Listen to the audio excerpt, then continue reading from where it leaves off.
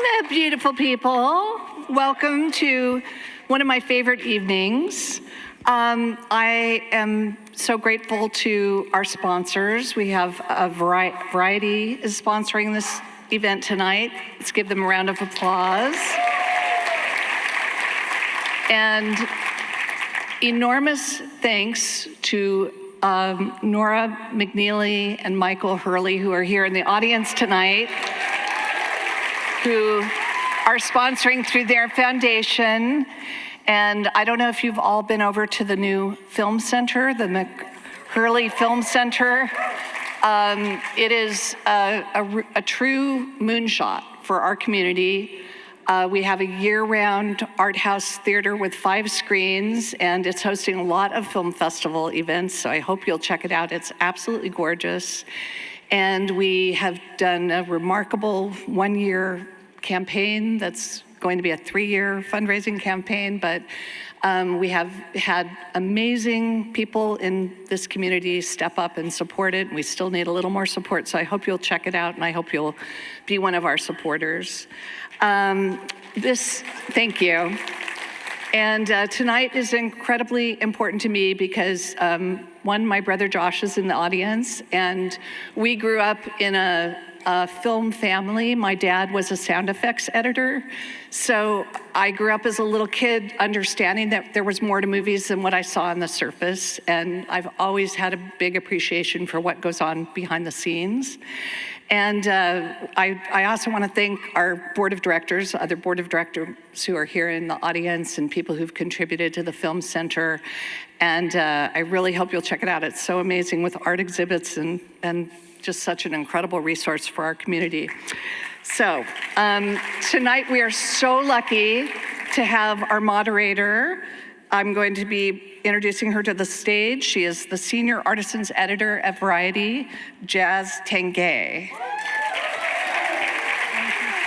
you so much, Linda. Incredible. Oh my goodness, Linda, thank you. And thank you all so much for coming out tonight. I'm Jazz Tangay, Senior Artisans Editor at Variety, and what a joy it is to be back. Thank you to the Santa Barbara International Film Festival. Thank you to Roger.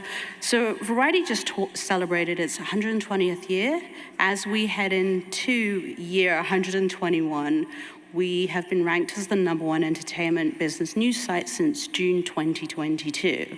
With that, we get to celebrate and spotlight actors, executives, and everybody else, but we also get to celebrate and spotlight the craftspeople, and that is the platform that Variety has given me as the Artisans Editor there. So we get to, celebrate those who make movie magic, and I'm grateful to Variety and to Roger for this partnership and for being here tonight. So for those of you who are first-timers, I would ask you to raise your hands, but I literally cannot see beyond the stage. What we do is we have like a speed dating session with every artisan that we're celebrating. It's like a 5-minute thing. And then we bring everybody out for a panel conversation at the end, but truly, what a year it has been for film lovers. Sinners, One Battle After Another, Frankenstein, F1, Mighty Supreme, Avatar, Fire and Ash, Train Dreams, and K-pop Demon Hunters. Yes. And guess what? You're in for a treat because we have artisans here from all of those films tonight. So I want you to settle back and enjoy the show, and let's bring up our first clip from Frankenstein. Oh my goodness, that is such an incredible score. Okay, please join me in welcoming composer of Frankenstein, Alexander Desplat.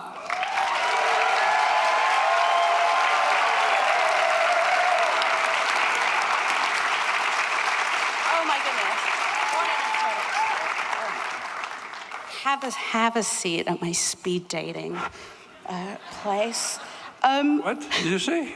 This is our little speed date. We have 5 minutes to talk about your work on Frankenstein. Only 5 minutes? I know, right? Can we do more next year, please? Okay, so Guillermo has been wanting to make this film. We all know this story ever since he was a young boy. But when you and I have spoken about it in the past, in terms of it, you knew it was going to be epic, romantic, visually stunning. What was your approach in the score once, because you know how Guillermo's going to make a movie, especially for Frankenstein? Well, this scene in particular is I think the largest orchestra and choir. It's the hugest moment for the score in the film. But it starts at the very beginning of the film with just one solo violin. So the challenge of this film is to have this huge ambitus of possibilities. It's like a gift for a composer, because you can try anything you want and look for any type of emotion, restrained, very delicate, to very epic and operatic, like this scene that we just saw.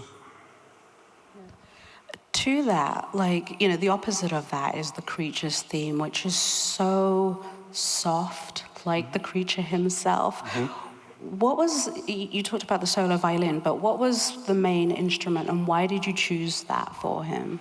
I think all the way, we didn't want this movie to be a movie about terror, but a movie about love.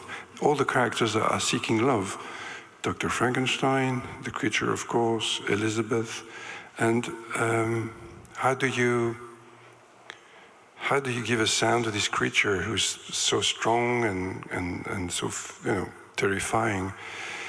If you played the terror or this huge, heavy sound, you're just mimicking what is on screen. So I think with Guillermo, we early on decided that it would be always a counterpoint.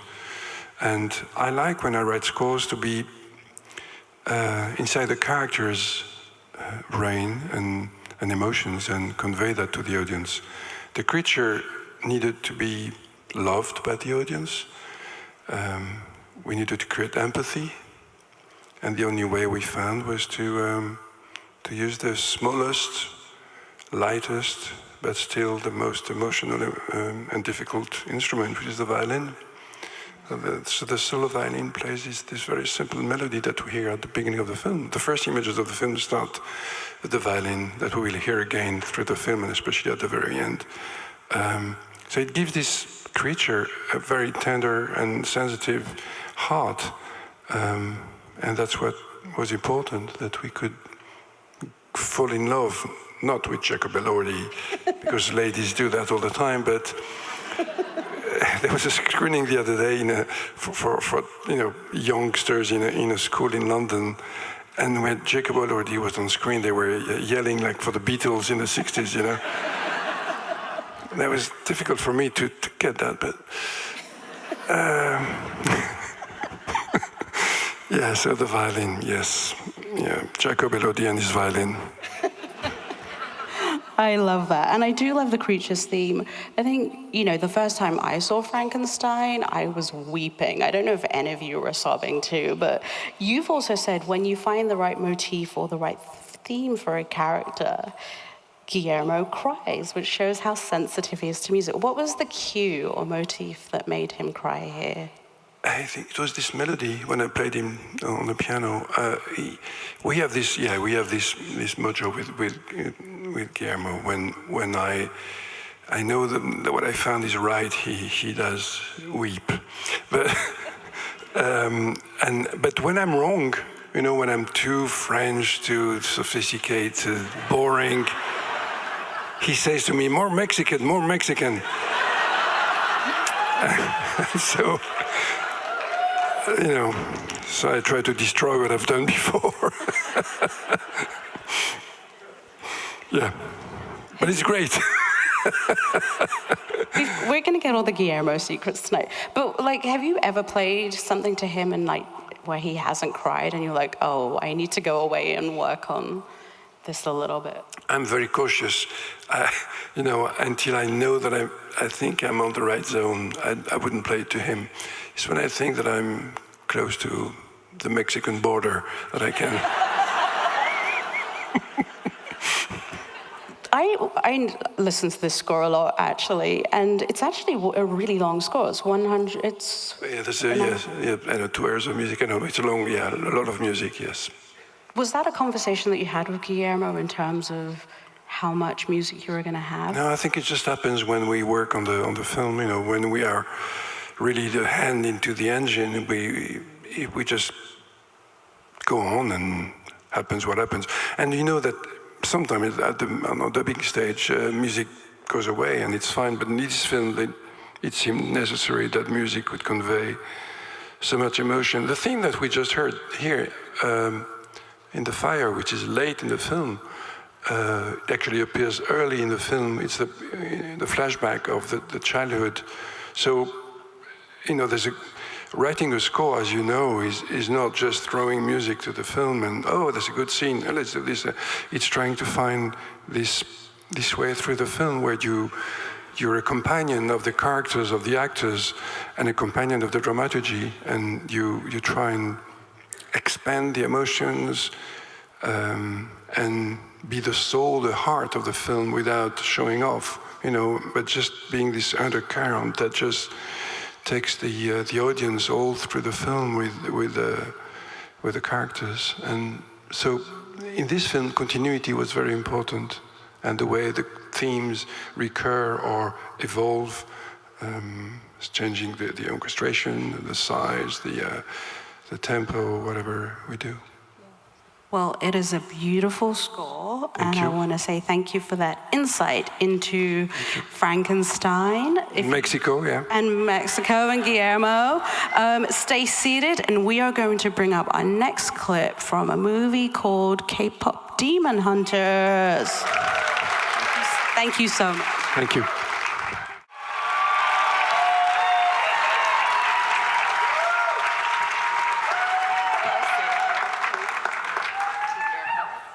The queen she is meant to be. EJ, thank you so much for being here tonight. Thank you for having me. Hello. Yes. Golden is such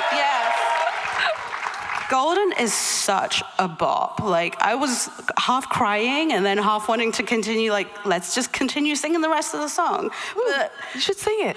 oh my God. No. I'll leave that to you. Okay, I'm sorry. But you've been involved with this project for a really long time. And how did you connect to writing this song Golden and to Rumi before everything else started to come together? I mean, first of all, this film, shout out to Maggie King and Chris Applehans, the directors of the film. They created this incredible film, and it's the first animated film based in Korea. And as a Korean person, so proud. So I had to jump on it. Like, that's already, I had to be in this project, and that's what started the passion. And Rumi, from the very beginning, like, I've always connected with her character, not only because her hair color is lavender, and that's my favorite color, but she goes through a lot of struggle with putting her demons away and trying to hide that side of her, and being a perfectionist and hardworking, but to a fault, and trying to do everything on her own and putting so much pressure on herself. Oh, do I know how that feels? So I think that's kind of where that emotional connection I had with the character. And when writing Golden, that was actually the last song we wrote. And it was actually the most important song of the film, because it was the I Want song. And it was the song where all these characters kind of show what they want, what they're yearning for. And actually, every lyric, every melody was very much intentional.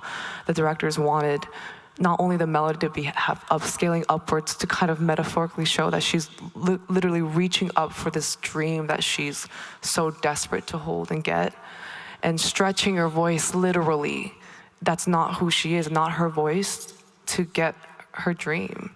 And I felt that while writing it, I was going through a hard time at that time. So I think it was important to put a little bit of my personal journey as well. And because I think, even though it was an animated film, the feelings and the emotions that Rumi was going through was absolutely real, you know. Sometimes when you feel hopeless, I mean, kind of right now, it feels like, oh, we need a little hope.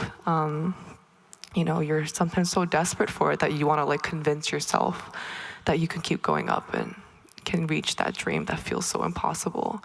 And I think that's where, you know, the magic happened with, like, you know, everybody. I mean, first of all, the track is beautiful. Shout out to Black Label, and everybody poured their heart and soul, including Mark Sonnenblick, my co-writer, and we really tried to bring that raw emotion, but still yet make sure it's following that storyline to make sure, you know, we can see visually and sonically that Rumi is really struggling and trying and is desperate. So it was just such a beautiful, magical moment that happened when we finished it. And I'm just so grateful that people can connect with it, not just as a great pop song, but also at an emotional level. Yeah. Indeed. You talk about reaching high notes when you were writing the music for it with Mark and the team. There is the A5 note. Yes. Explain briefly what that is, and then you didn't think you'd be singing it very much, did you? No. So it's so interesting because I come from a K-pop pop songwriting process and background. Usually the collaboration is with the songwriter and the artist and the producer, and that's it. But this is like a collaboration with everyone, like the directors, the producers, the studio, the music executive producer, the engineer. And so like everyone is part of this. That like with a high note was literally Maggie's request. It's like, we need an impossible note. I'm like, fine. Bored of pain, and it was very much intentional. And so, and it was like, you know, and literally in the guideline, it was like, we're gonna have this note and Rumi's gonna struggle to hit it. There's a part of the scene where I'm like, you know, Barnaby, like you can hear me crack, and that was real, guys. It was so easy to do that. But yeah, that was kind of how it happened. And then you had to keep singing it live at... Yeah, essentially. But I mean, gosh, singing it, this song is, the high note is not the hard part. It's the breathing. It just keeps going, guys. It just stays up there and like down for a second and right up, back up, yeah. But yeah, it's really fun. But every live performance of the song has been amazing if you've been following the journey, right? Thank you. It is such an amazing track, and you mentioned working with Mark Sonnenblick. Like, what was that like? As you sort of touched on it, because, you know, with your K-pop background, and he does musicals, and like, take us into that collaborative process. Yeah, I think that's the part, you know, that was the hardest part of the film. And, you know, from the directors, like this song had to stand alone as a pop song, but like a banger, but at the same time it had to make, the most important part was it had to move the story. And that's why collaboration was absolutely key. Mark comes from theater background. He's in, you know, storytelling and lyricism. And, you know, as a K-pop writer, like I'm also focusing on like hooks and what's catchy.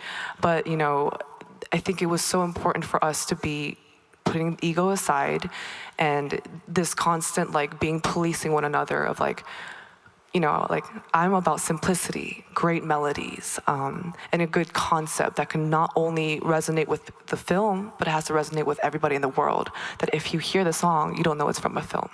That was really important. But for Mark, you know, so for example, I'd be like saying a line, like a really cool pop line, and he'd be like, that's cool, but like that has nothing to do with the story. And then Mark would be like, create his line, and I'm like, that's cool, but that's too literal. You know, I love musicals, but sometimes it's on the nose and it doesn't work in K-pop. So constantly policing one another of like, that works, that doesn't, was the magic. It was that struggle, constant struggle. And, you know, it's cool because this movie, like Rumi, it really is like, has two sides to it. It's completely different when you hear it outside of the movie. It's a pop banger, but in the movie, it has a very different purpose. It's actually quite bittersweet, because Rumi still hasn't fully accepted her full self yet. It's just her desperation to want to, seal the whole moon. So I think that's what we're very proud of. It's diegetic and non-diegetic, and I think that's the beauty of the song. Yeah. Has there been a place where you heard the song play and you're like, oh my God, and then it finally hit you at how big the song is? I mean, all the time, when it hit me the most, I think it hit me the most. I was at this restaurant bar and family friendly, yeah. And we went to celebrate, Golden doing really well, and there was this kid in the family, and he had his iPad, and my fiance was like, "Babe, come this way," and I'm like, "Oh, what?" And I look, and he's watching Golden, the music video. He's singing along to it. I'm like, this is real. If it's happening in Brooklyn, it's happening. But it was great, and that's when it was a pinch me moment. Oh my God, did you tap him on the shoulder and be like, "That's me"? No, I would never. That's so rude. I mean, I had to ask. But how does it feel? You talked about relating to Rumi and her journey. How does it feel now seeing the reception to the movie, seeing the awards, the accolades? Oh gosh. Wow, it's layers to this, how I feel and how the team feels. First of all, this movie for me and for Maggie and for everybody, representation, so important. Maggie, shout out to my fellow, singing voices of Huntrix, Audrey Nuna and Rayami. Growing up in the States, no one really knew where Korea was. And if they did, it was North Korea? And I'm like, and bringing our food and our, like Audrey says, our smelly kimchi, we would get made fun of. So it's just to see, Korea represented so beautifully, and animation is so different. Animation has the luxury to kind of add more colors, add more fantasy to the portrayal of something, and the food looks incredible, the Korean food and the kimbap, and that's when I cried, Audrey cried during that scene. And to see that and see Korea just portrayed in such a beautiful way, and people to accept Korea is truly, as a Korean American and a Korean American woman, just, it's so beautiful. And also how Korean women are represented in the film. Oftentimes we're kind of seen as submissive and we don't talk, but these girls are loud. They eat the yummy food all the time. They're bad, you know what I mean? They're amazing women. And so to see that there's different sides to women and Asian women is super important. And also just, this movie was so hard. And it was so collaborative, and we're all so feeling validated and so proud to where it is right now. So thank you so much to the fans. Incredible. EJ, thank you so much. Stay seated. I'll see you back for the panel, and we're going to take a look at our next clip from Marty Supreme. Thank you. Incredible. Okay, give it up for production designer Marty Supreme. Jack Fisk, the legend, is here.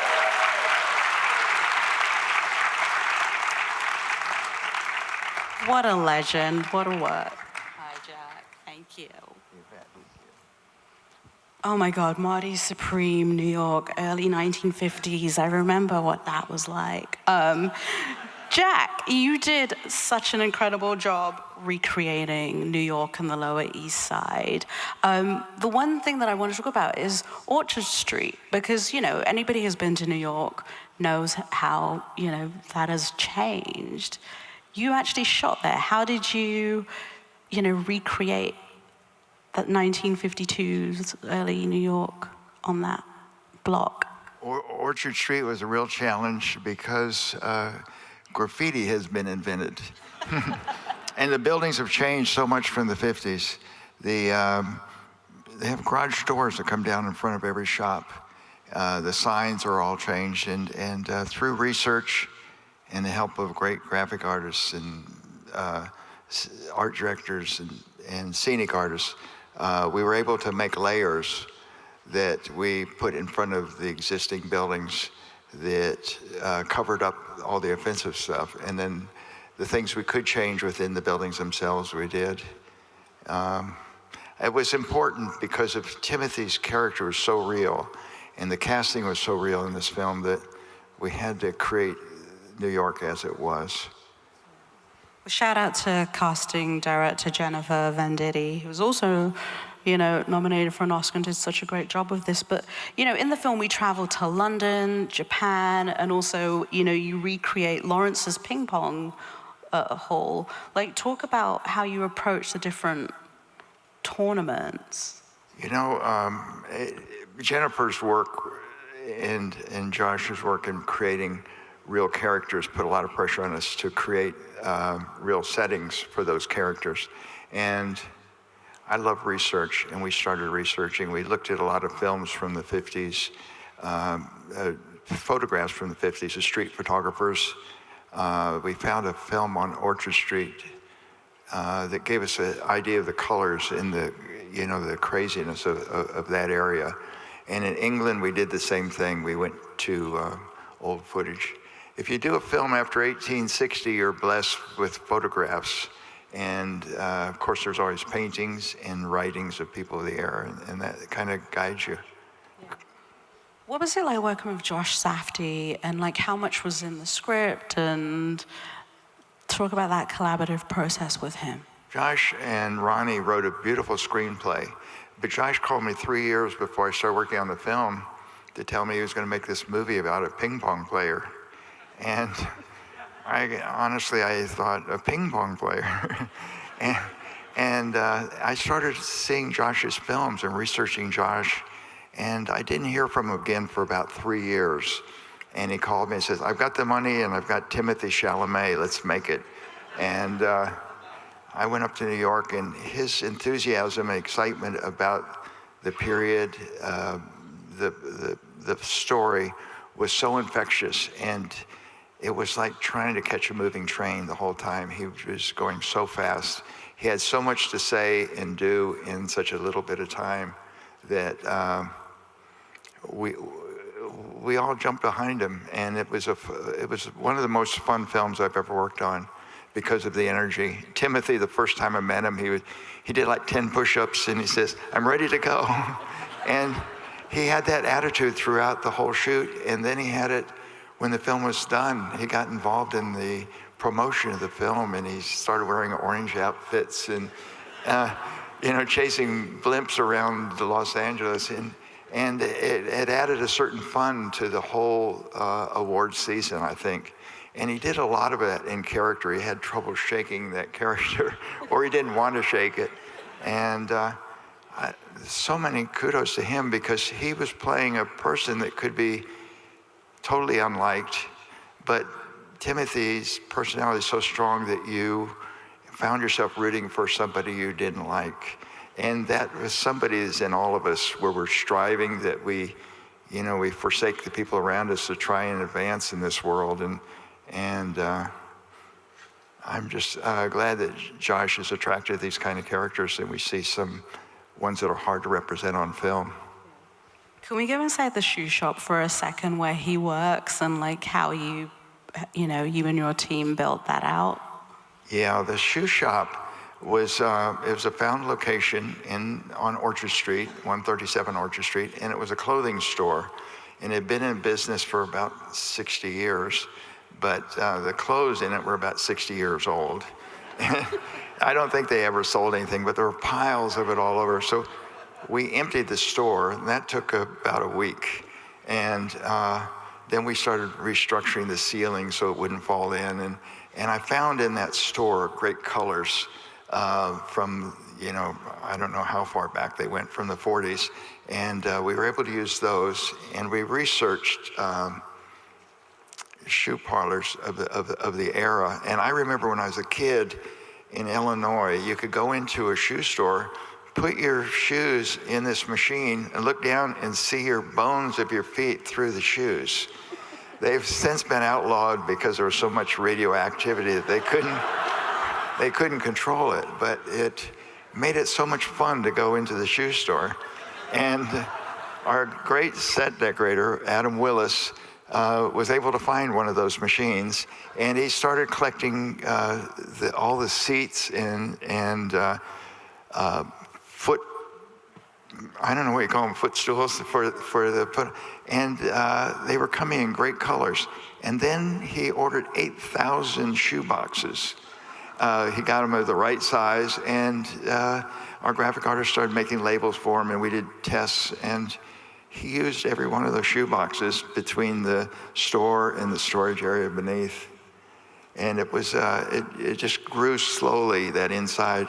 We were lucky because inside we had a little more time. Outside, because we had to rent every storefront, we worked very fast, and we had to do kind of a modular system of storefronts that we could put in front of the existing places. Right next to the shoe store we loved was a brand new hotel that looked nothing like Orchard Street of the period, and we had to hide that, but they said you can't touch the building.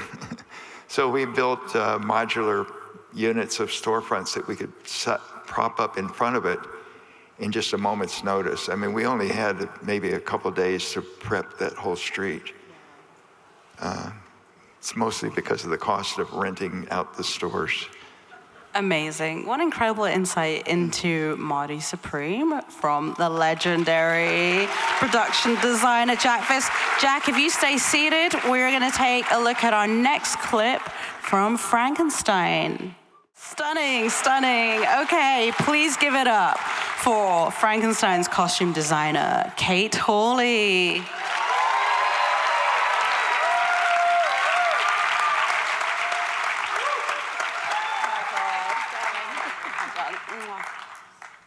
Fun fact, Kate Hawley and Mike Hills are also here tonight.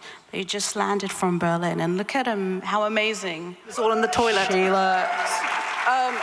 What incredible work. The costumes in this movie are absolutely exquisite. We've got to talk about that dress, that wedding dress, and the inspiration behind it. I was going back a while ago now. It was one of those things where you're working on lots of things, and I was very conscious that, you know, the bride was coming, and when you say the bride, it's Guillermo's bride, you know, and I'd shown him a bunch of Victorian reference because we were looking at it, and he went, no, I hate that. And it's like, Guillermo's very blunt, I hate it, I love it, and, you know, it's sort of, but what I realized, because when you're in a conversation all the time with all your other colleagues, and particularly Mike and Guillermo's relationship, they call themselves Frankenheads, and so they reference everything. And I suppose at this point I realized you couldn't really go forward without referencing, you know, the famous Bride of Frankenstein. And we were in a world where Guillermo wanted a very heightened language, very melodramatic, very operatic. And that's, you know, one of the first things that we sort of shared as a language when I first met Guillermo.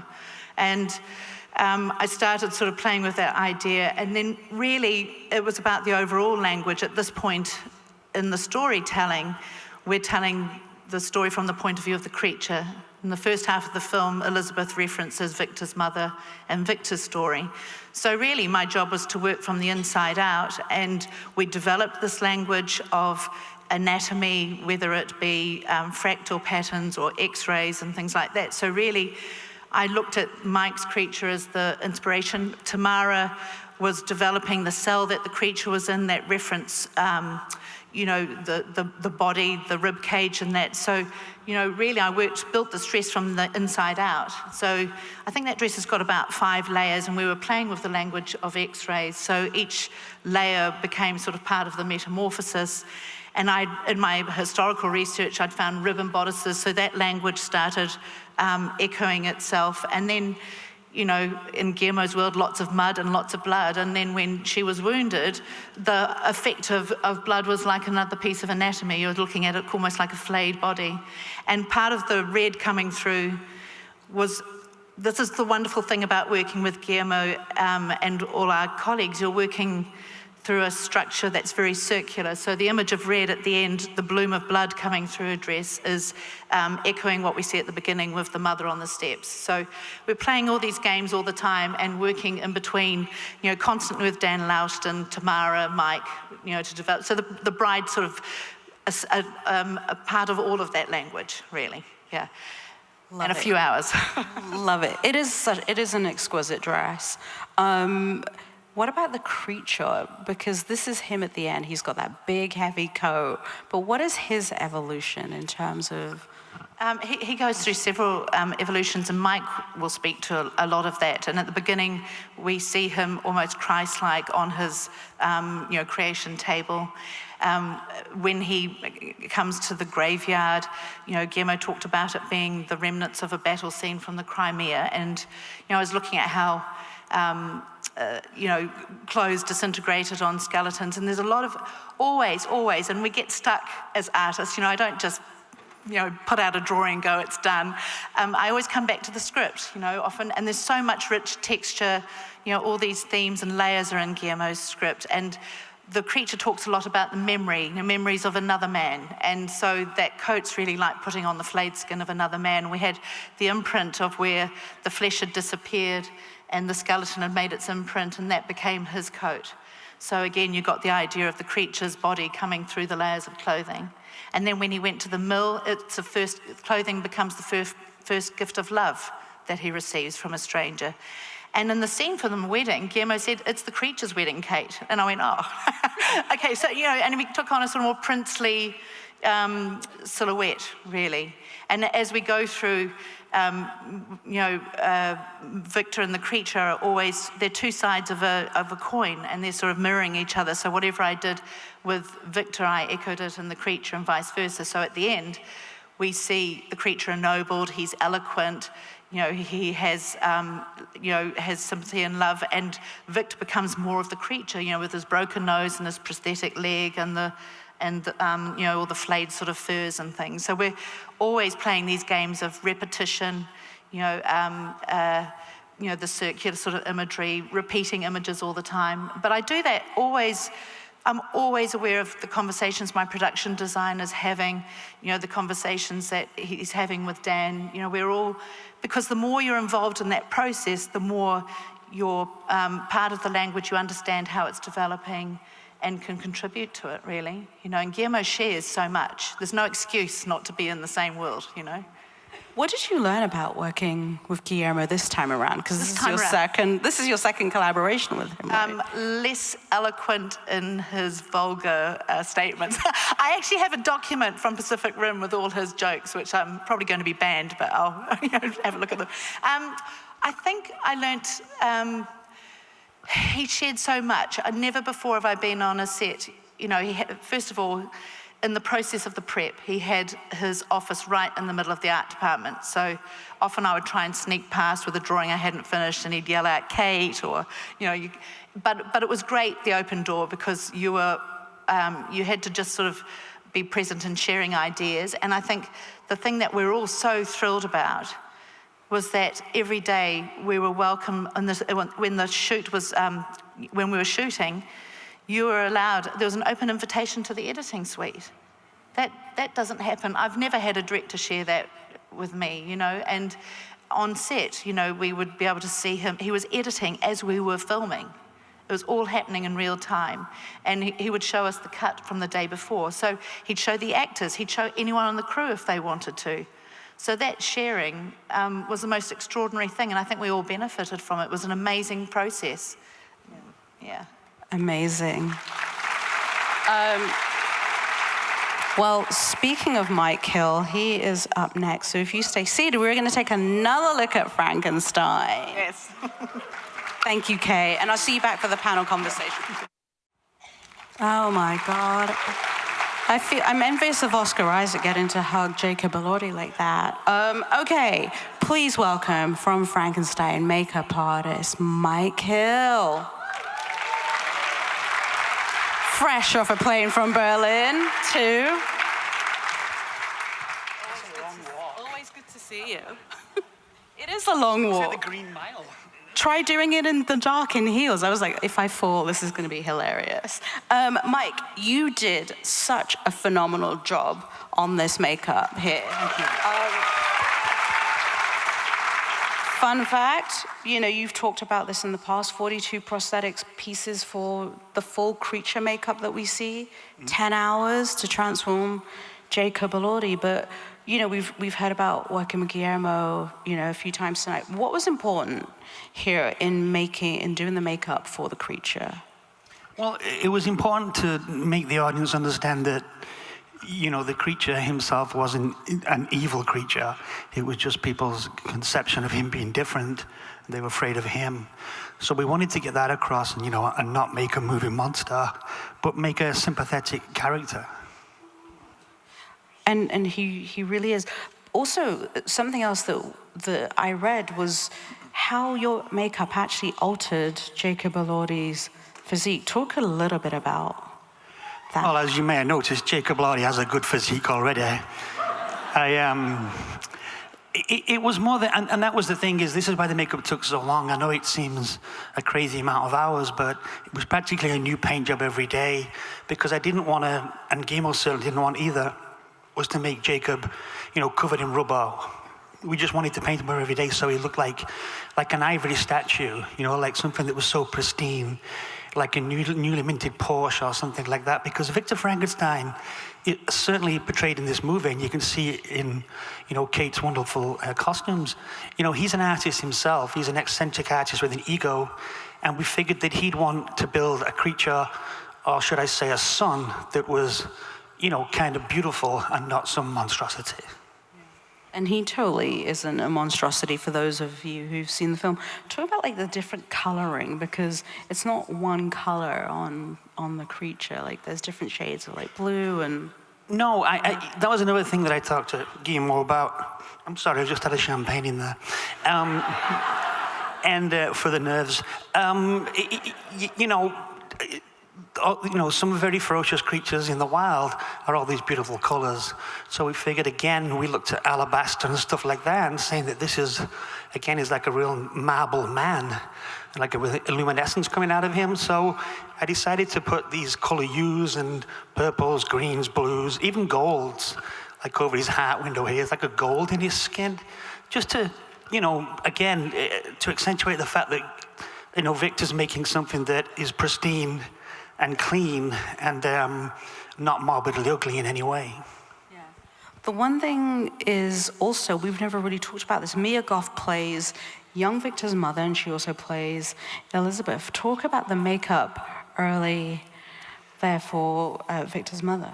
Yeah, Guillermo said early on, he said, hey Mike, I want Mia to play two roles in this. I want him also to play Victor's mother. So I didn't understand at the time, but he's the boss, so I go with it. And so what I did is I designed a forehead and a nose that was kind of based on, Oscar, who played her son, which kind of more of a furrowed brow and stuff, just to give her that. She's in a loveless marriage. She's pregnant. She's very sick. So just to alter it just enough so the audience doesn't quite get it.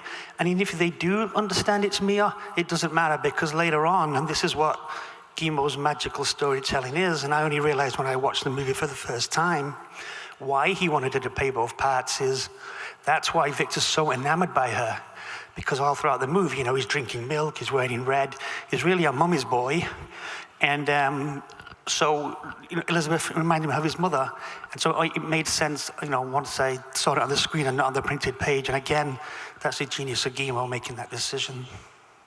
How many times did you have to apply the creature's full makeup, the 42-piece one that took 10 hours?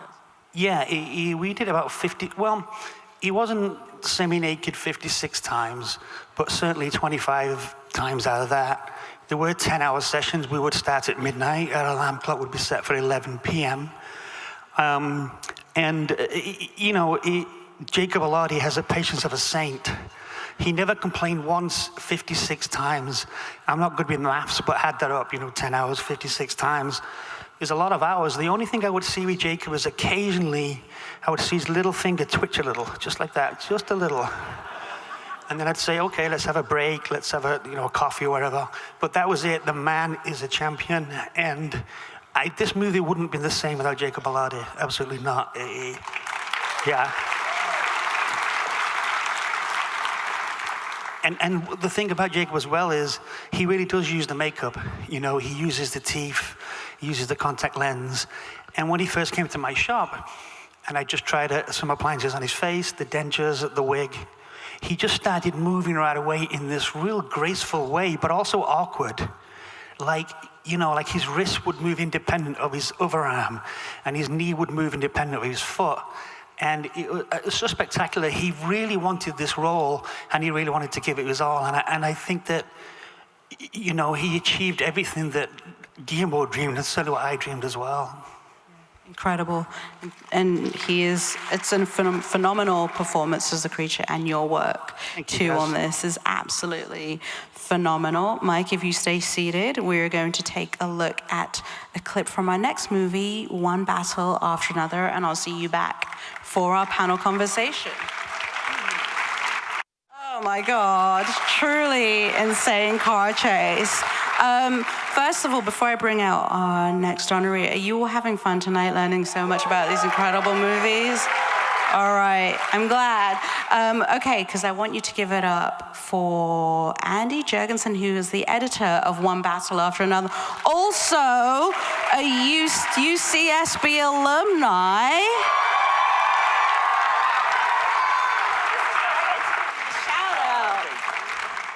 We have to give a shout out to UCSB. Yes, absolutely. That car chase is truly one of the sickest, craziest car chases in a long time. The rolling hill scene, as they call it. There's so much in that, right? Because you've got Michael Bowman's cinematography, we're right in it. You've got this incredible score, the sound, and your editing. Where did that I guess it begins with Paul Thomas Anderson, right? What did he tell you about this scene?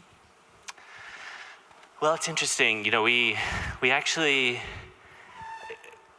there have been stories out there where it's we actually didn't quite know where it was going to be shot. We knew there was going to be a chase, but the whole idea of the rolling hills, the ups and downs, that came when they were scouting, they were looking. And I think Paul he was on these roads, and he was like, this would be really cool to be doing a chase scene in a straight line, but basically just having the cars going up and down. So it kind of evolved from that. We did tests. We obviously were shooting on VistaVision, a special format for this movie. And so we had to do tests with the cameras on the cars. Everything was done practically, which was really important for Paul. And then it was just a matter of shutting the road down and then just getting all the angles, getting the angles from in front of Willa's car, behind her car, in front of Tim Smith's and behind. And then also, all the reflections, the mirrors, which is so important. So that's kind of where it started. It was a lot of footage just to go through, and you kind of have to just see what happens, what a lot of the shots that are the best shots are things where it just happened, because it's so hard to choreograph all that stuff. We were able to figure out the distance, but it's when a car would go up and down, it just kind of has to flow naturally, and then you just have to grab those moments and then see how you can fit it together. I mean, we totally feel, if you see that in VistaVision or any huge IMAX screen, you literally feel you're in that car, and then all of a sudden you're oh, I feel nauseous. I'm gonna blame you for that. We did that on purpose a little bit, yeah. Talk about those conversations then of we're not gonna cut because we want people to really feel you're going up and down. Yeah, I mean, that was important for Paul. In fact, the camera's kind of shaking a little bit too. And we actually shot some of the front angles of Willa and Tim. And we were watching dailies, and we were noticing it looked too steady, you know, it almost looked fake. It looked like it was a green screen. And so we ended up reshooting all the shots of her driving and kind of like loosened the camera a little bit so that it would have like kind of that shaky sound, because it really makes you feel like you're in the car, you know, and you're feeling her energy. So what we did was, you know, we did have daily screenings with the crew where we actually projected the film a couple days after it got back from photochem. And, you know, we were watching it big, and I would just start taking notes of just moments that were good. And we were even starting to get those like moments of being motion sick. But what I did for the final cut was, we have a big kind of screen that we use in the editing room. And I, as we were kind of fine tuning the cut, I just would sit really close to the screen, like kind of pretend like I was in an IMAX movie in my peripheral vision, and just see how I felt, you know. And if it was just, we just wanted that like a little bit of uncomfortableness so that you do feel like you're going up and down on the hills, but not so that you had to look away. So it was just going right up to that line. So perfect, because I didn't look away, but I totally felt nauseous. The other scene that I want to talk about, and this is playing in the hotel today, interestingly enough, One Battle After, it's the scene with Benicio del Toro, who is phenomenal in this, in the sensei's apartment, and cutting that whole sequence. Like, what was that like on page or on the script, and then?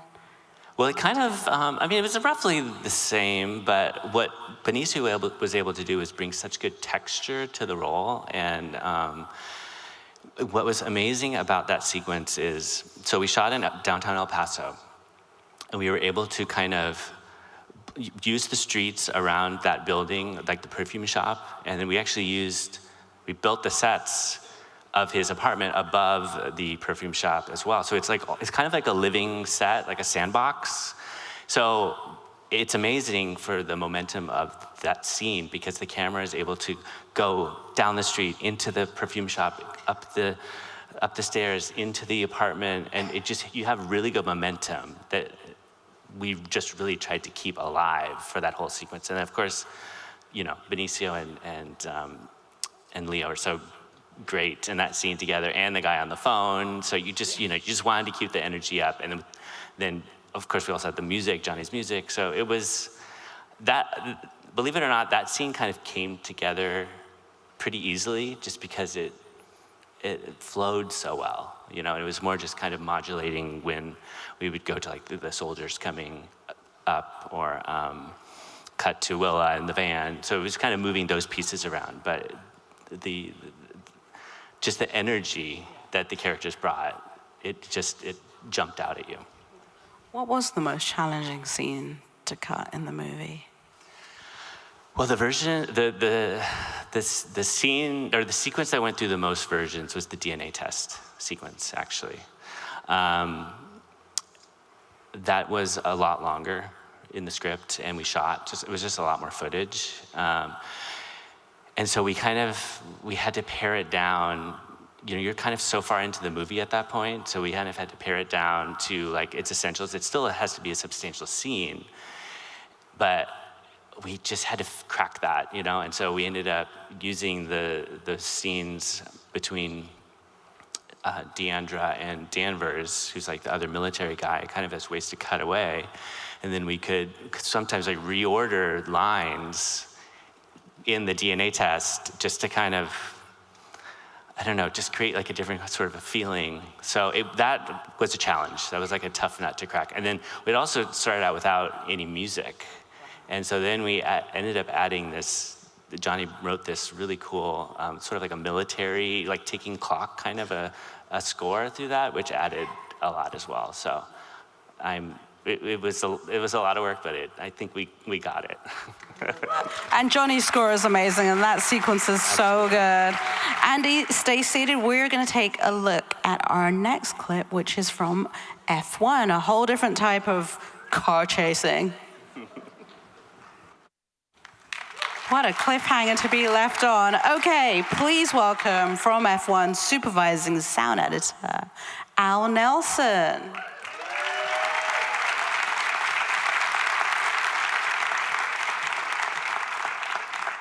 long walk, right? Hi. Hello, Al. Oh my God, the sound of F1, the film, is so great.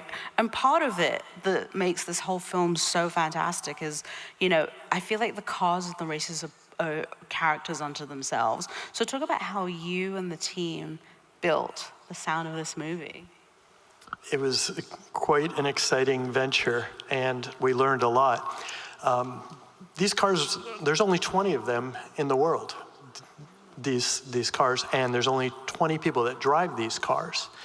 So you can't just take one out on a Tuesday and add some microphones and, you know, make your movie. What Joe and Jerry intended was to create this story about these two rivals who are the last place drivers in F1. They're actually the 11th team in F1. There are now 11 teams because they've added Cadillac, but during this movie there are 10 teams. So Apex becomes 11, and they wanted Damson and Brad to drive in this film. And it was a crazy endeavor to decide that they were going to shoot a movie at live F1 events, which are massive and very complex, and F1 is very protective of this sport. It's like deciding you're going to go shoot a movie on the 405 in the middle of commuter hour. It's just, but we're not going to set anything up. You just have to shoot between the cars. What they did determine was that because there are only 20 drivers in the world that can drive these very specific cars that go well over 200 miles an hour, was they modified Formula 2 cars so that Brad and Damson could drive those. Those are V8 engines. They don't go quite as fast. They still go pretty fast. And so what we had to do is we had to figure out how to, first, we had to go to these events and really experience what it's like to be at an F1 event and to hear those cars. And they're so powerful and they go so fast. When you're standing near them, they literally move the air. So it's a very visceral feeling, very visceral experience sonically. And so we needed to replace all of the Apex cars with accurate F1 cars. So we went to these events, we stood at every corner, we stood in the pit lane, we went in the garage, we got microphones on these cars, and we really gathered the intensity of these amazing rockets on wheels, and then we put them on the big screen. I mean, it's amazing what you all did there. Given how small those F1 cars are, like they're really tiny. To that, like the clip we saw was on the Vegas circuit. How do you create a sonic character for each circuit too? Absolutely, and that starts with the storytelling and the script. Joe really wanted each of these circuits, each of these sequences as we're learning and meeting and we go through the relationship between Sonny and Joshua. This particular scene in Las Vegas, the team has been working with Carrie Condon's character, who's the engineer, trying to develop this machine that can actually win a Formula One race. They're the last place team, and the only way that they get to keep their jobs is if they can win one race. And when we finally get to Las Vegas, they're actually doing really well, and then through some bad behavior internally, they lose their fancy car and they have to drive what they refer to as the shit box.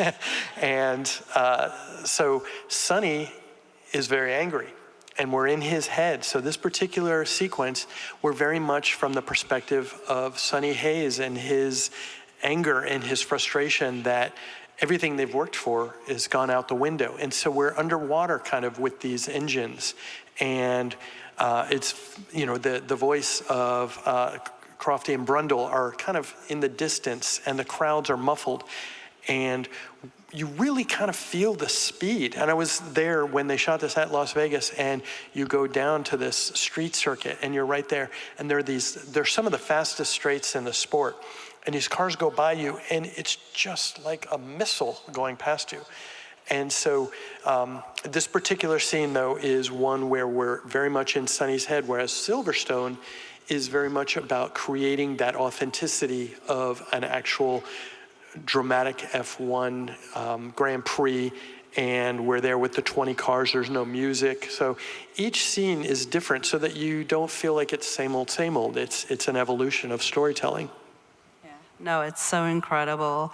Al, if you stay seated, we're going to take a clip from our next movie, which is Train Dreams. And again, congratulations on everything. Thank you very much. And the sound of it all.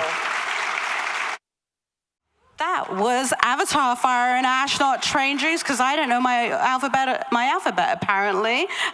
So please welcome from Avatar, Fire and Ash, Visual Super Effects Supervisor, Eric Saindon.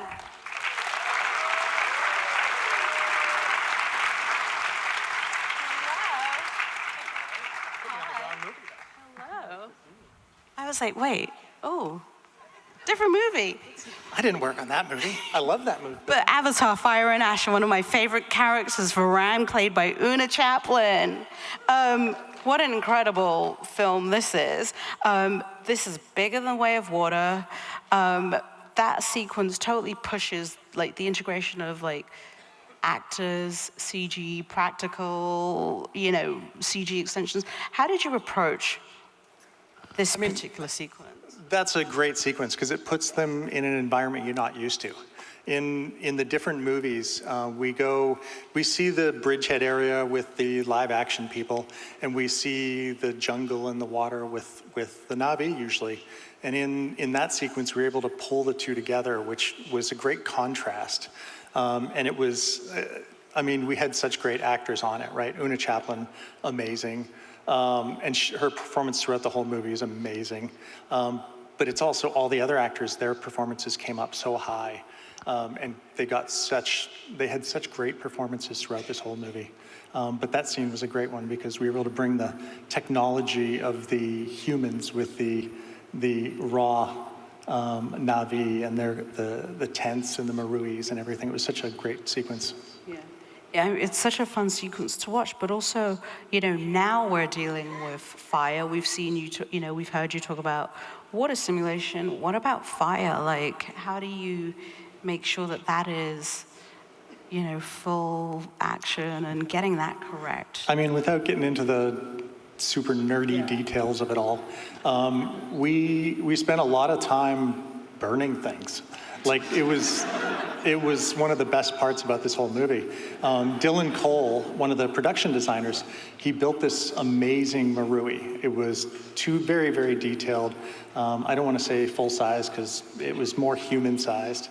It had all the structure and everything, and it was gorgeous. We never filmed anything with it, but I was able to take a flamethrower and burn it.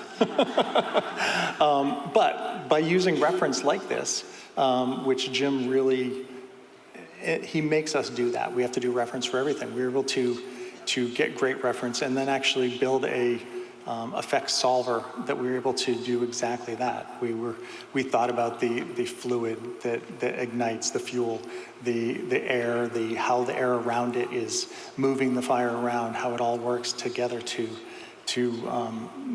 tell the audience that the fire was real, even though there was no actual real fire in the movie. I think what people don't realize is that, and I think you've said this before, is that James Cameron essentially makes the movie 3 times. Talk about that, because I think it's not just done on CG and then that's it. There's a whole process for the Amazon. Yeah, and it's sort of an across-the-board thing, right? Like, he involves everyone across the board, the editors, the production designers, everyone is involved from the very beginning, from the very first performance capture with the cast. We go through the entire movie with the cast and do the performances throughout. And then he goes back and he takes those performances and he puts cameras on them. So they're virtual cameras, but he can put the camera as a close-up or a wide shot.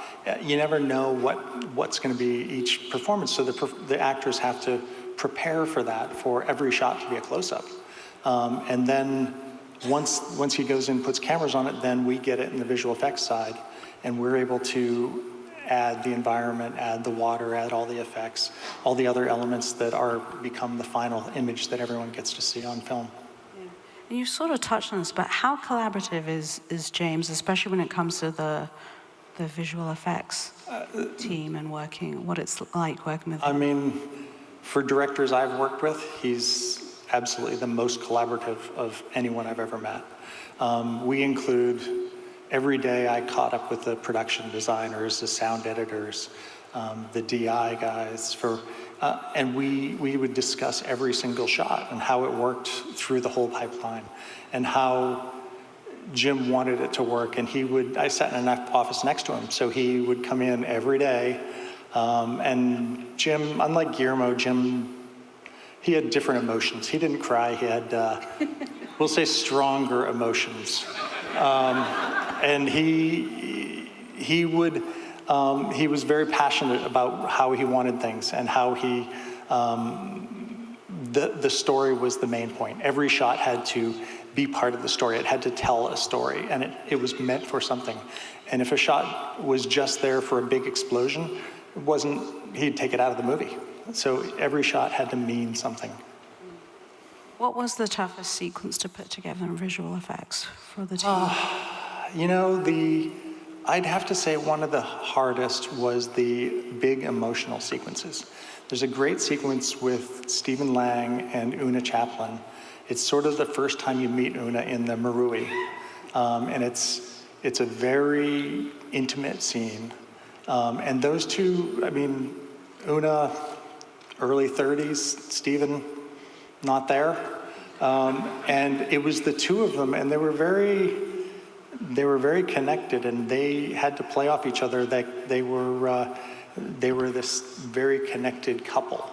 And getting that emotion, because their raw performance was amazing, and making sure that we got that into the CG characters, and you felt that. That's always the hardest part, is making sure that we're honoring the actor's performance, because we don't want to make stuff up. We're the opposite of making stuff up. We want the artistry to come through. And to that, James has made it very clear that no AI was used on this movie at all. And we don't.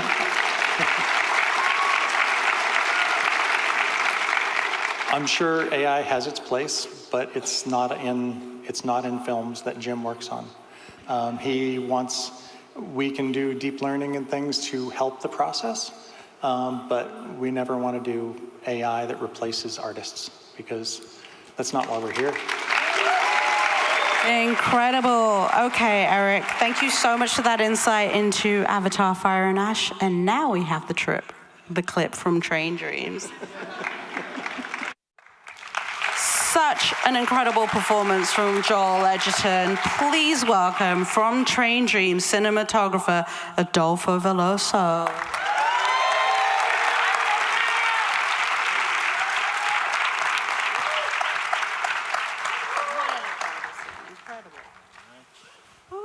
Hello, Adolfo. Oh my God. I love the scenes with Joel, and his performance in this is so great. Talk about working with him, because especially in those like quiet physical performances, that is the heart of the story, and capturing the quietness of it. First of all, sorry in advance, I'm very jet-lagged, half drunk and nervous all at the same time. Next year, I'm going to change this panel to alcohol and artisans, because they're all having a party back there. So. Well, working with Joe is a privilege, to be honest. I feel like, first of all, it's hard to imagine anyone else in this role. Like, you believe his physicality, you believe he's a logger, and I feel like that's very important in the movie, but it's also like a character that doesn't have a lot of lines, like it's not that the script delivers everything he's feeling. That depended a lot on him as like a performer and his face. And one thing we realized really early is that like it's easy to fall into the trap. Okay, he's not talking a lot, let's just be on his face the whole time. So his eyes that are very expressive and his face are gonna deliver everything, but we realized really early on that actually his body language was actually very strong too. So we could be wide, not necessarily be on his face, and he would deliver everything, being like that introvert character that doesn't necessarily express everything with words.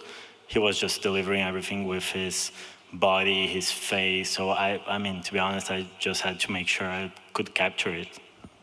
What's so striking about this cinematography is these images, they stay with you like so long after you've seen the movie, and I've said this to you, but like you shot most of this film in natural lighting. At what point did that come up in the conversation with Clint that you would be doing that? Really early on, like I feel like we did a movie together before called Jockey. That was a really small movie where we shot that way because that's basically what we had. You know, we didn't have money for lights or anything like that, so that was kind of the way we had to shot the movie.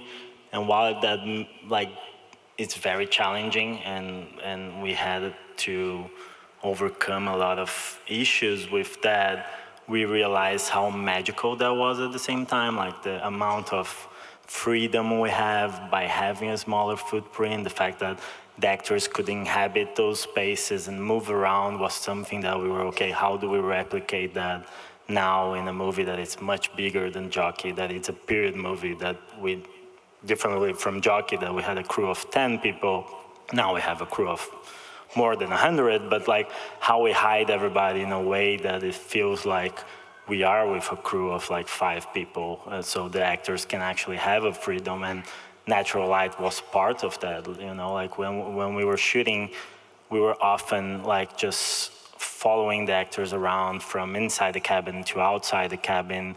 They had all the freedom they wanted, basically, and we also like kept rolling because of that. Like we never had to like stop to relight and before doing the reverse or anything like that. So we kept kind of in the moment the whole time. So that was really important for Clint and for the actors.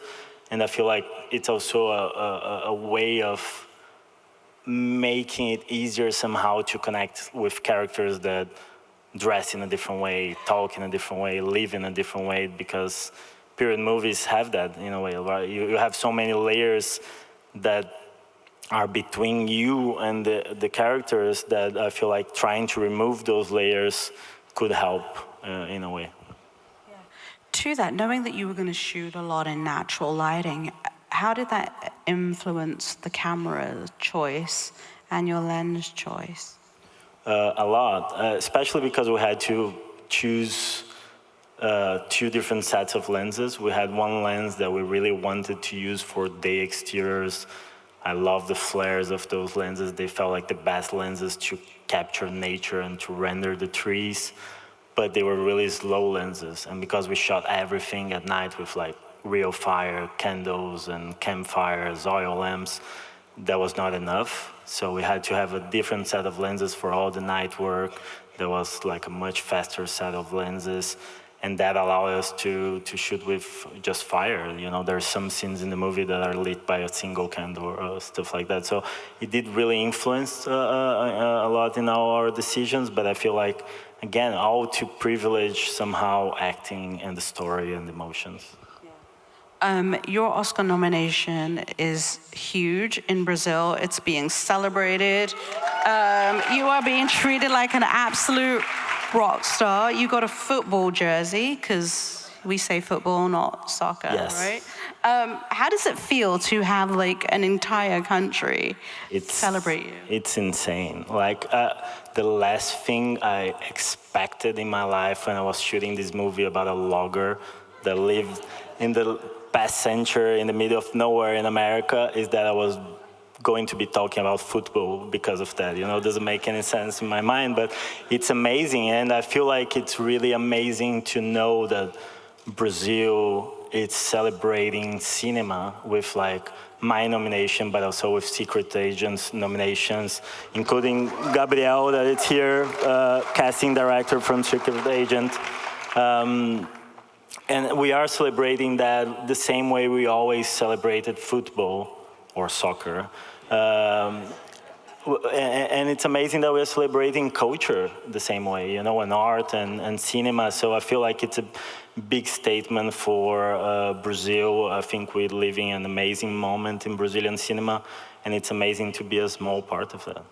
I And you got a football jersey too, right? Yes, that was amazing. So suddenly, because of the nomination, my football team in Brazil invite me to go there, and they give me a jersey, and I'm suddenly talking with the players, and people are asking me, okay, what do you think about the new team? And I was like, I love this game, but I'm not a specialist, like I shouldn't be giving any opinions here, but it's fun. It's really a privilege, and it's almost carnival in Brazil right now, so people are going to be hopefully celebrating more and more in the next weeks. Love it. Well, Adolfo, congratulations on your work. I will see you in a minute for the panel conversation. Stay seated. We have our last clip for our honoree from Sinners. Wow. I ascended when I heard Miles Caton sing for the first time in that movie. Please welcome from Sinners production sound winner, mixing. I was not drinking, I promise. Chris Welker.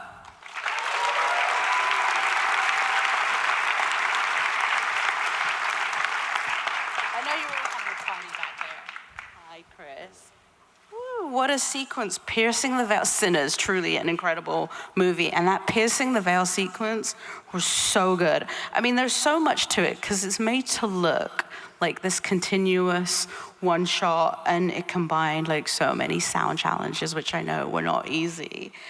What did that mean for you as a production sound mixer, of like what you had to do to pull that off?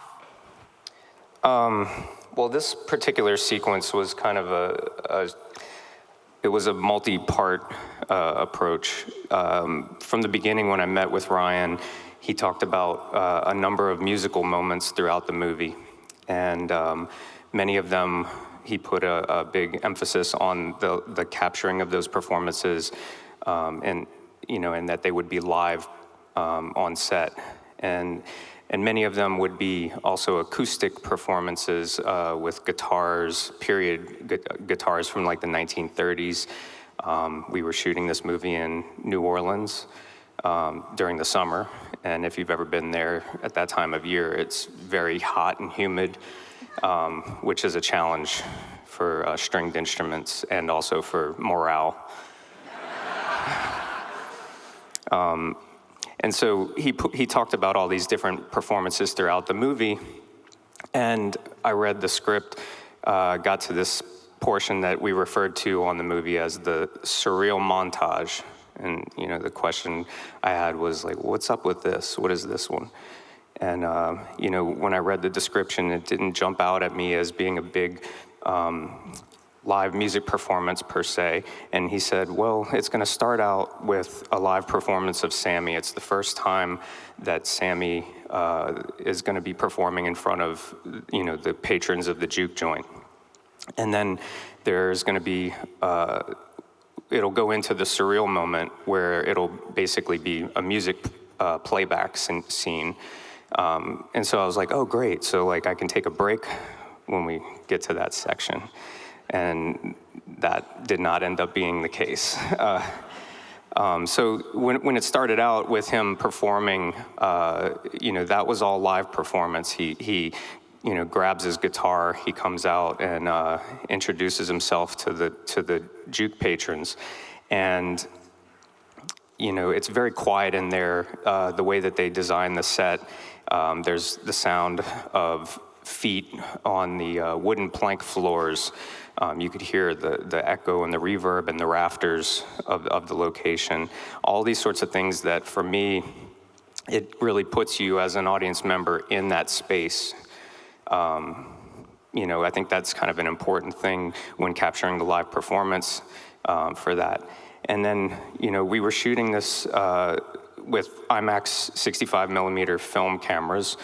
Sometimes, other times we were using 65 millimeter Panavision System 65 cameras. And if you've ever heard an IMAX film camera, it's a very noisy camera. It sounds almost like a lawnmower next to the actors. And then the System 65 is very quiet, or not very quiet, but by comparison, it's much more, it's manageable.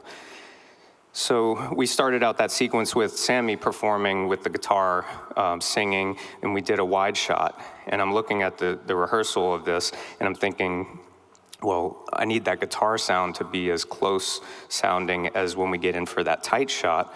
But we don't have the benefit of having a microphone in front of him. It was set in the 1930s, and and we couldn't modify this period guitar. It was 1930s original guitar.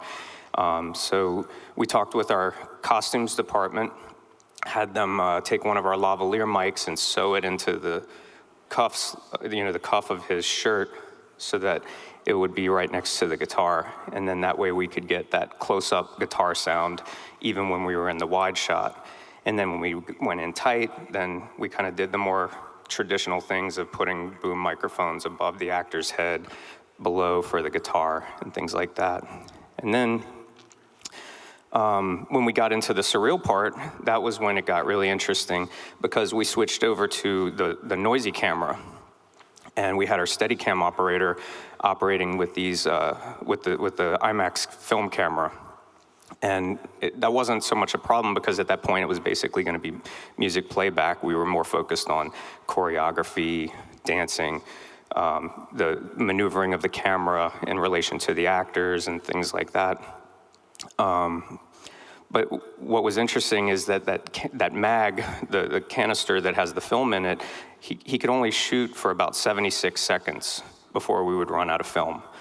So it ended up being a strategic thing where we were stitching the scenes together, and we had these strategic points in the scene where the camera had to land at that specific spot at that specific moment in the song. And then we would, when we were happy with that, we would move on to the next section. And we spent, multiple takes doing this, finally landed on the right spot. Everybody was happy, and we were ready to move on. But then I noticed that if we actually hit that point in the music a few seconds early, which meant we wouldn't have enough film in the camera to get to the next stitch point. And so it was kind of like, well, what do we do, And on this film, we had Ludwig Göransson, our composer, on set with us throughout the production. And I talked with him, and he said, oh, it's no big deal. I'll just modify the music. I'll change the music on set. So he basically recomposed the song, took out some beats, made up for that time. And so, it was kind of a unique situation that we were, working collaboratively with, the costumes department. We were working with the camera department. The composer was on set, all these things. We had an actor that could actually sing and learned how to play guitar, and we were capturing these things live. So it was a unique situation, and it really kind of brought everything together to make what, many people have said is one of their favorite scenes in a movie in a very long time. It is. So many people, they always talk about that when they see Sinners. Another scene that I briefly want to talk about is when Sammy is driving in the car with Delroy Lindo for that first time, and he plays the guitar. It's the gravel, it's the environment. Like, how did you mix that sequence? So that one was when I did my interview with Ryan. That was the first thing that he talked to me about. He was trying to size me up and see if I would be, able to do this job for him. And he said, it's a music movie. We've got this one scene. There's a young man. He's going to play guitar. He's going to sing in a car. And I didn't know anything going into I didn't get a chance to read the script going into this interview. It was very secretive at the time. And so I'm thinking, okay, well, what kind of car? Is it a modern car? Is this going to be shot on a green screen stage? Or he's like, no, it's going to be on location. It's set in the 1930s. It's a Model T vehicle, and I'm thinking, oh gosh, the engine noise is going to be loud. But I was like, but at least we'll be able to roll the windows up, right? And he's like, well, actually, I want to have the windows down, and I want to have the convertible top down. I was like, oh, okay. So now there's wind and gravel. He said, it's going to be on a gravel road, and they're going to be driving the vehicle and all that. And so it's like, okay. So I convinced them somehow that I was the guy to get, to do this job. But then when we went into prep, we actually spent a day just trying with stand-ins, and I taught this guy how to play 4-bar blues on an acoustic guitar and with a slide, and we tried it out, and we put microphones in the footwell of the guitar of the vehicle. We found ways to kind of attach microphones to the guitar using that stuff that's on the back of a credit card when you get it in the mail, that little rubbery stuff. And we had a microphone over the top of the vehicle, and because the top was down, it actually allowed us to put a microphone over the top that was very directional, which you don't normally get that benefit when you're doing car work, because usually you have the roof. So yeah, it was just basically we spent a lot of time in prep, and we were convinced that we could make this work. And the other thing is that we had our entire post-production sound team on from the very beginning of this project, and they were able to take a look at those recordings that we did in prep, and they could use their techniques to clean up dialogue and clean up things to basically say that they felt confident that we could move forward with this approach. So amazing. I'm never going to look at the back of a credit card, that gluey thing, ever again now. Learned such an incredible lesson there, Chris. I stay seated. We're going to bring back our panelists, but before we do so, let's take a look at a quick sizzle reel so we can get the stage set up. What an incredible night so far, and all the things we're learning from them all. Hello.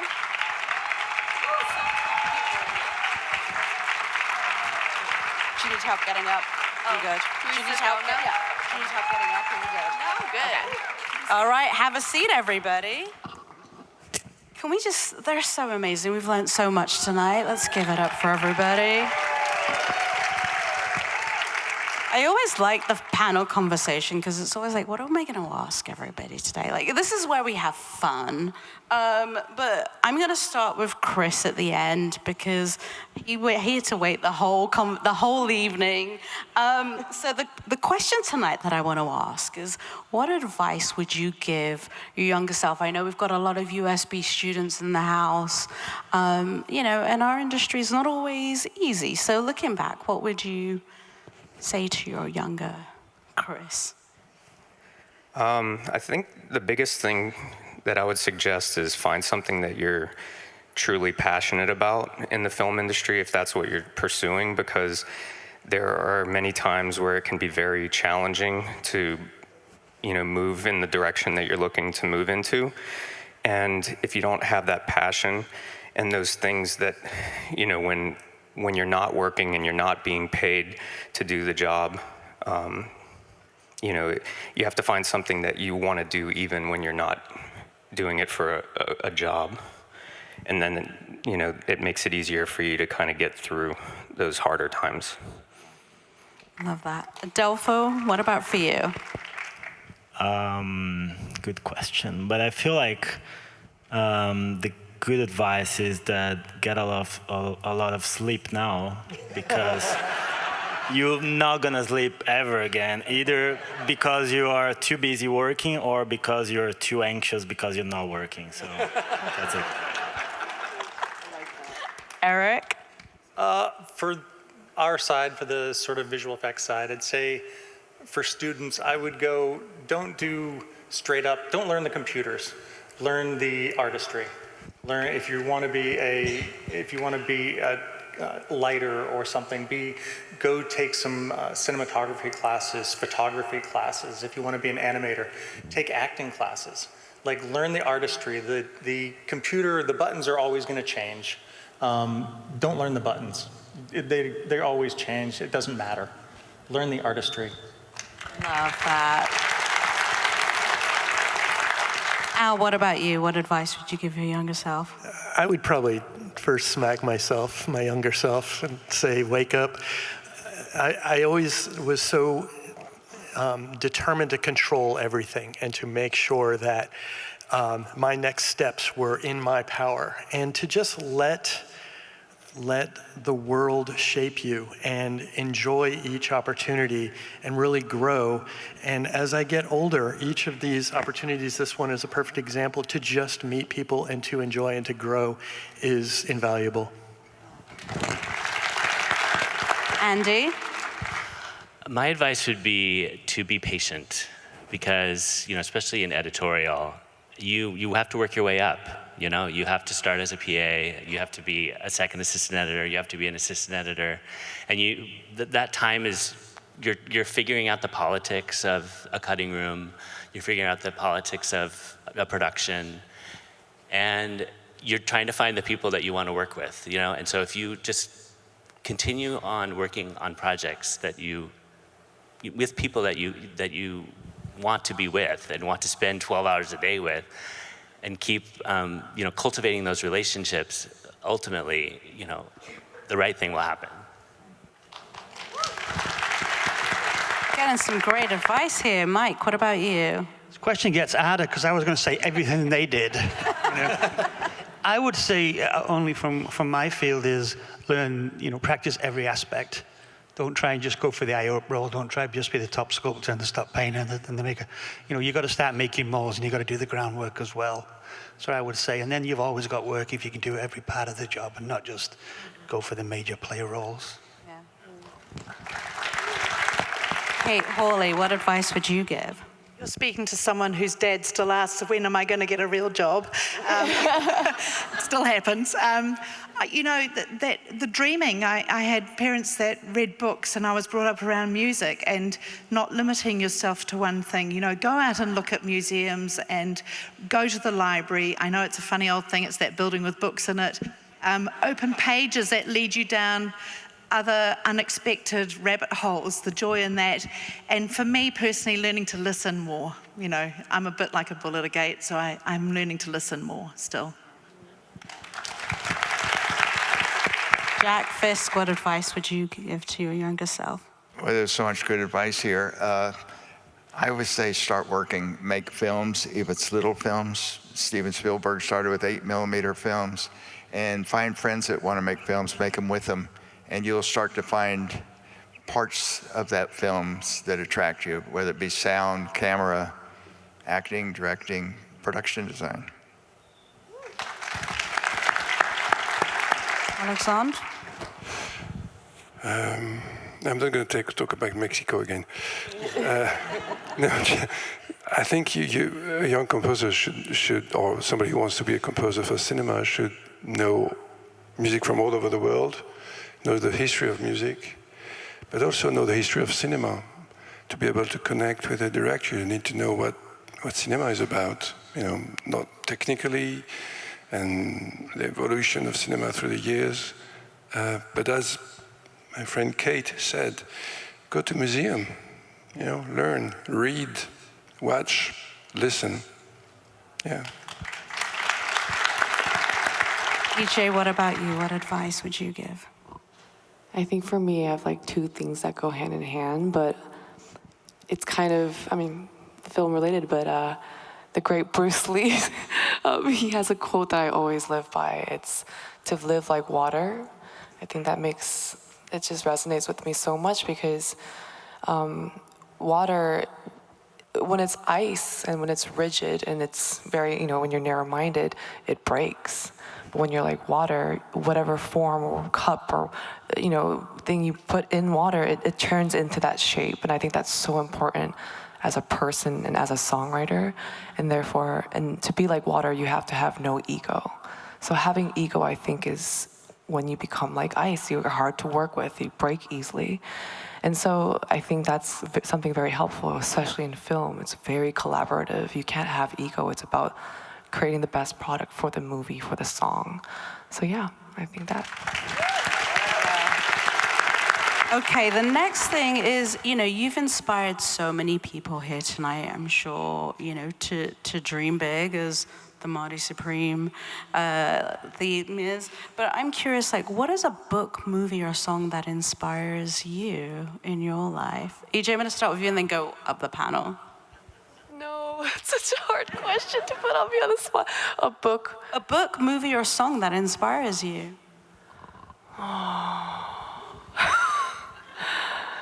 Book, movie, or song that inspires me. Oh gosh, you put me on the spot here.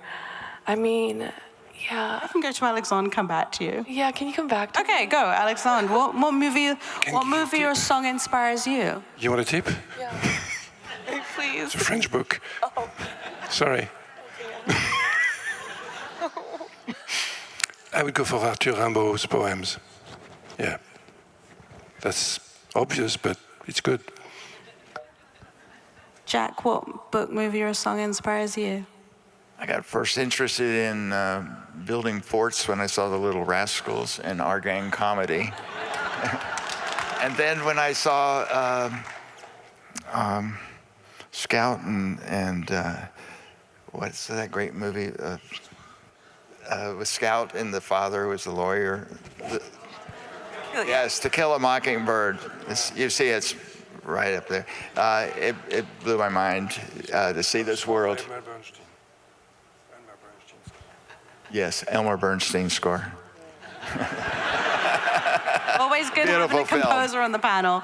Kate, what book, movie, or film or song inspires you? I was read to from a very early age, and the grimmest of the grim fairy tales, not the nice Disney version, but where heels and toes are cut off and people are boiled in vats of water. That was really inspiring.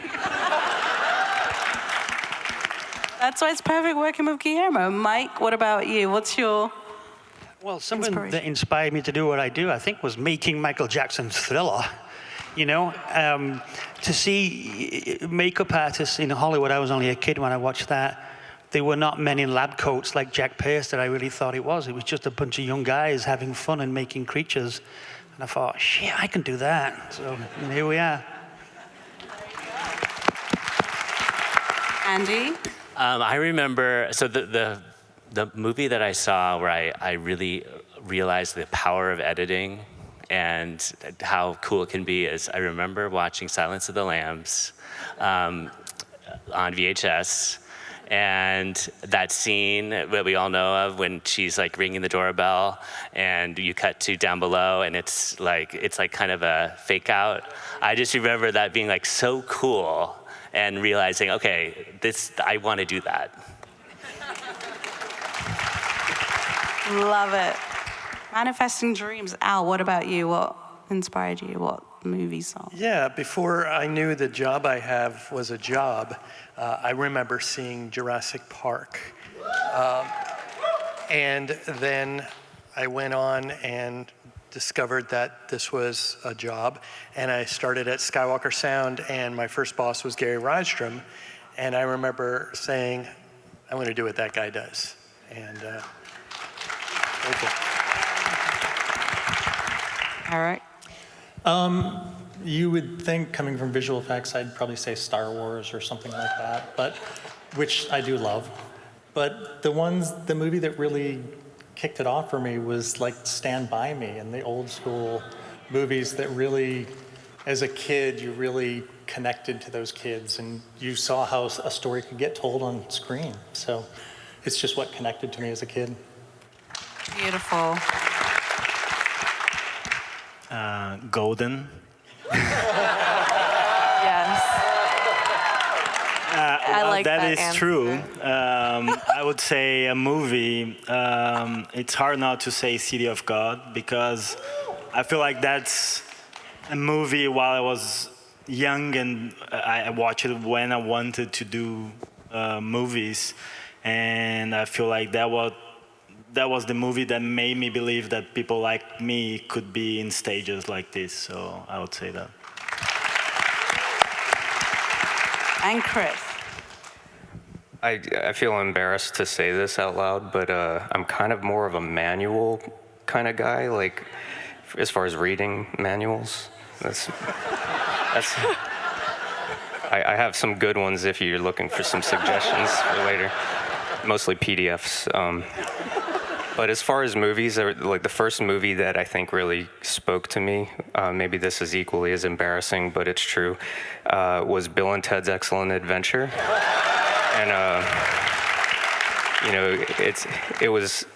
It was a good movie. I was the right age for it, I think, and it has a great message. Be excellent to each other, and party on, dudes. And just one more note about that too. The thing that's really fun about that is that both of those movies, the Bill and Ted's Excellent Adventure and Bogus Journey, were my top movies growing up, and. I actually got the opportunity to work on Bill and Ted Face the Music as the production sound mixer. So it's There you go. How cool is that? Dreams. All right, EJ, I'm not going to let you off the hook. I was thinking, I have to think about like an iconic movie or, film or book, but I have to say Lilo and Stitch, guys. And the reason why is Lilo and Stitch, I was in 5th grade, and that was the first time I was I want to be part of a movie. And for me, I know Lilo and Stitch, people know it for the cute character, but I really like the music. The aloha, aloha, and there's one scene that I love, it's aloha oi, aloha oi, iki o no no ko ikari. That part just her singing, and it was a different culture, and I just fell in love with Hawaii. And and the message about having a family and leaning on your loved ones and finding your family, it left a big impression. So Lilo and Stitch, guys. Lilo and Stitch is I could the best. do a really good Stitch impression. Okay. I watched the movie so many, okay, don't look at me, okay? It was my name's Stitch. Is Stitch gonna go on the ship? Can Stitch say goodbye? You could cast me. Okay, that was really good. And if there are any casting directors in the audience, if you're looking for a voice actor, I think EJ right here.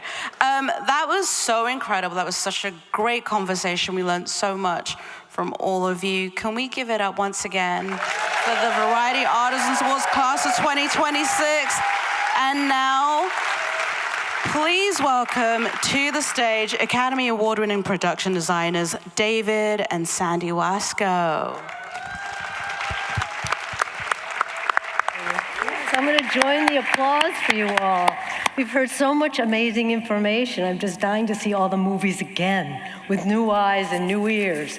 Thank you very much. Thank you, Jazz and Variety, for the opportunity to hear from these essential filmmakers. Artisans is a special night. For our audience of cinephiles and film students, we thank you for sharing how films are made, for sharing how fully responsible you are for their success. We've learned that script pages and a director's vision are only aspirational without you, and it's your combined mastery of pacing, imagery, color, and sound that bring them to life. Without you, we wouldn't have movies, and together you are key to the cinematic experience we love so much.